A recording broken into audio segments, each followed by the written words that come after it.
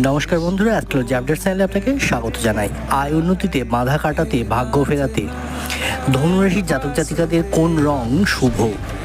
প্রত্যেক মানুষেরই কামনা থাকে যে যেখানেই কাজ করুক না কেন, যেখানেই ক্যারিয়ার তৈরি করছে না কেন, সেখানে যেন সফল হয়। এটি বিশ্বাস করা হয় যে রঙগুলো আমাদের জীবনের সাফল্য এবং ব্যর্থতার গুরুত্বপূর্ণ ভূমিকা পালন করে।